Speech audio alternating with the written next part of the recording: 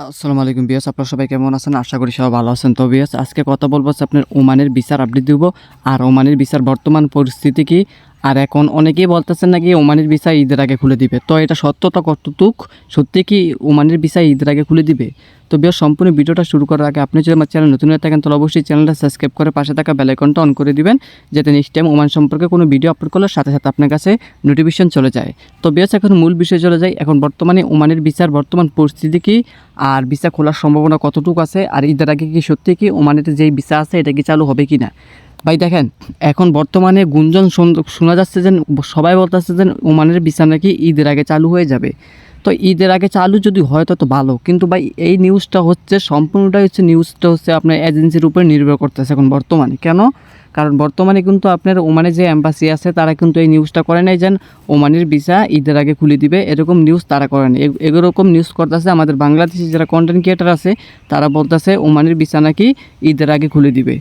তো ভাই এটা যদি ঈদের আগে খুলে এটা তো আলহামদুলিল্লাহ, কিন্তু আমার মনে হয় না ঈদের আগে খুলবে। কারণ ঈদের আগে খুললে কিন্তু ভাই অবশ্যই ওমান যে গভর্নমেন্ট আছে, যে দূতাবাস আছে, ওইখান থেকে কিন্তু আপডেট আসতো যে ওমানের ভিসা বাংলাদেশের জন্য ঈদের আগে চালু করে দিবে।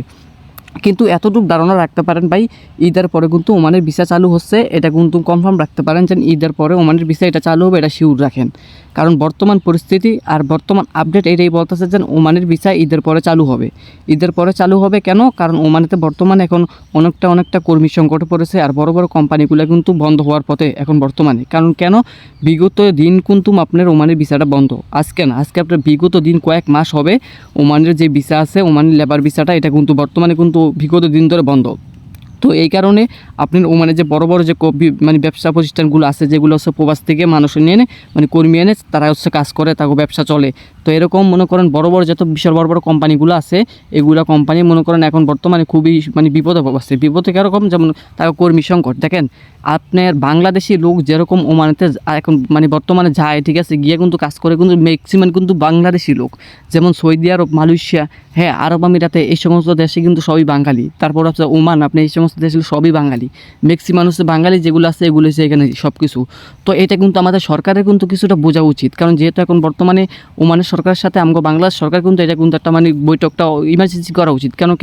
কারণ ওমানের সাথে যদি আমার বাংলাদেশ যদি, ঠিক আছে, বৈঠকটা করে যে ভিসা খোলার বিষয় নিয়ে, তাহলে কিন্তু খুবই ভালো হয়। কেন ভালো হয়? কারণ ভাই দেখেন, আমাদের বাংলাদেশি মানুষের কিন্তু সবগুলো রেমিটেন্স কিন্তু বিদেশ থেকে আসে। হ্যাঁ, আপনার সৌদি বলেন, মালয়েশিয়া বলেন, আপনি ওমান বলেন, আর অন্য দেশ বলেন, সবখান থেকে কিন্তু আমাদের বাংলাদেশি মানুষগুলোতে কিন্তু রেমিটেন্সগুলো পাঠায়। তো বাংলাদেশটা চলে কিন্তু রেমিটেন্সের উপরে।